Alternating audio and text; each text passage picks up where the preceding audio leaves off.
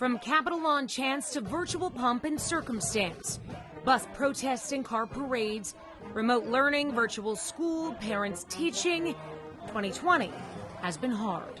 It's pulled a Band-Aid off of a gaping wound. The extreme workload is different this year. It's been a rocky road. It was March 13th, 2020. It was a Friday. Governor Whitmer's executive order canceled in-person classes. Stunned or surprised, I wasn't sure what to think. In Ypsilanti, Jennifer Young had just minutes to prepare her fifth graders. It was more about just load up your backpack. They didn't even take home pencil bags or clean out their desks and cubbies or anything. As the stay-home order extended again and again, schools got creative to help students adapt. The kitchen table is just not that good. Tyler Pickley and his brother needed something smaller. Village Oaks Elementary in Novi packed up kid-sized desks and chairs from empty classrooms and delivered them to more than 200 young students. Tablets, computers, Wi-Fi hotspots were also procured and delivered in hopes of making up for lost learning, but getting students to log in hasn't been easy. What can I do? They're at home and I'm at work. I can't leave my job. Who's going to pay the bills?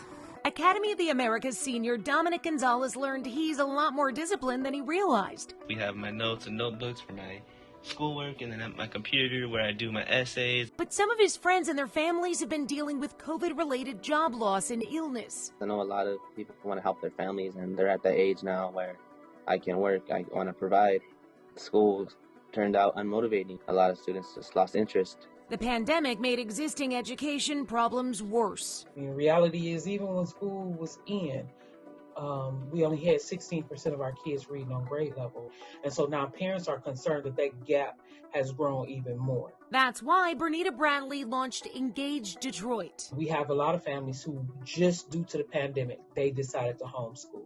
Homeschooling, compared to virtual learning, allows for customization and gives the student control over their curriculum. It may be forensics this week.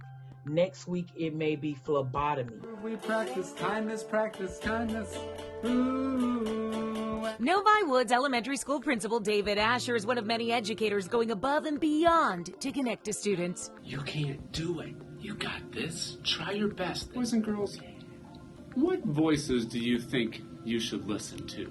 He even takes students on virtual field trips. I'm going to dive a little bit deeper, boys and girls. Let's see what we can find when we go scuba diving. These moments of joy and celebration offered hope. Of course, made me stand in front of the screen and that little path will move. Still special, but not the same. Now schools are reopening their doors, masked and socially distanced, behind on curriculum, but still having learned a lot. I think that they've learned a lot about perseverance and empathy and compassion and encouragement. Gonzalez has been selected to be on Governor Whitmer's new education task force. Well, I think students have a way bigger voice and moving forward about their whole way of education. Moving forward, what will work is us working together to reimagine education on all levels. Never again the same. Hopefully, much, much better. Jennifer Ann Wilson, 7 Action News.